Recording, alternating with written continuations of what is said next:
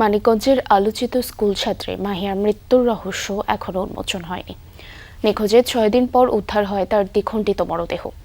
ঘটনার 10 দিন পেরিয়ে গেলেও স্পষ্ট নয় কিভাবে হলো তার মৃত্যু।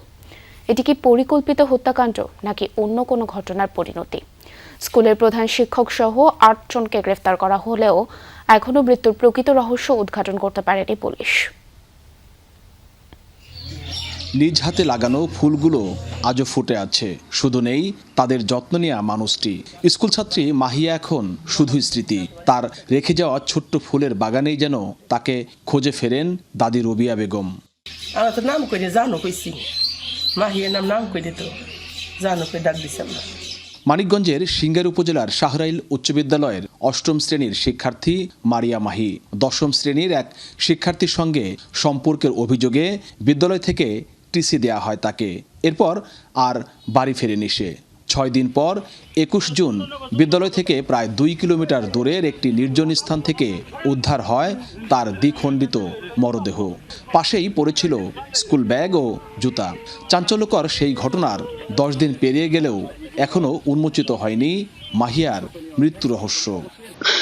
আমার মেয়ের জন্য তো পুলিশে করতেছে, খুঁজতেছে, কিন্তু আসল খুনি কারা তা তো জানি না আমি। এটার জন্য কি করব সরকার? তারা শুনবে কিভাবে মারলো, কি করলো, কোনে নাকলো, কোনে কি করলো, এটা তো জানার দরকার আমাকে। তা আমরা পাইনি। প্রশাসন কোনো গুরুত্ব দিতেছে না। আগে থেকে এই মেয়ে হারানোর পরে থেকে ওরা কোনো গুরুত্ব দিচ্ছে না। ওরা আবল তাবল এই সমস্ত কই যাচ্ছে। ঘটনার পর থেকে তদন্তে নেমে বিভিন্ন আলামত সংগ্রহ করেছে পুলিশ, কিন্তু মাহিয়ার সঙ্গে কি ঘটেছিল সেই প্রশ্নের উত্তর মেলেনি এখনো। তাই উৎকণ্ঠা আর অপেক্ষা যেন দীর্ঘ হচ্ছে পরিবারের। মনে হইতেছে কোনো একটা অজানা শক্তি আসলে এই ঘটনাটারে চাপা দেওয়ার চেষ্টা করতেছে, কারণ এটা রামিসা হত্যার চাইতে আমার ধারণা বীভৎস আর জঘন্য। প্রশাসন কর্তৃপক্ষ যারাই আছেন দায়িত্বে, তাদের মূল ঘটনাটা উদ্ঘাটন করতে পারলে তাহলে এই ধরনের ঘটনা হয়তো আর ঘটবে না। মাহিয়ার মায়ের করা মামলায় বিদ্যালয়ের প্রধান শিক্ষক, কথিত প্রেমিক ও তার মা সহ 8 জনকে গ্রেপ্তার করেছে পুলিশ। তদন্তের অগ্রগতির কথা জানালেও মৃত্যুর প্রকৃত কারণ জানতে ময়নাতদন্তের প্রতিবেদন আসা পর্যন্ত অপেক্ষার কথা বলছে পুলিশ। আমরা অপেক্ষা করছি মূলত পোস্টমর্টেম রিপোর্টের জন্য।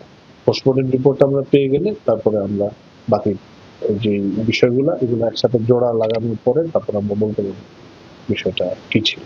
তবে আমরা এখন হত্যাকাণ্ড ধরেই আমরা আগাচ্ছি। মাহিয়ার সঙ্গে আসলে কি ঘটেছিল, এই একটি প্রশ্নই এখন ঘুরপাক খাচ্ছে সবার মনে। কিন্তু সেই রহস্যের জট এখনও পুরোপুরি খোলেনি। সত্য উদ্ঘাটন আর ন্যায় বিচারের অপেক্ষায় শুধু মাহিয়ার পরিবারই নয়, তাকিয়ে আছে পুরো এলাকাবাসী। BM Khorshed, Jamuna news, Manikganj.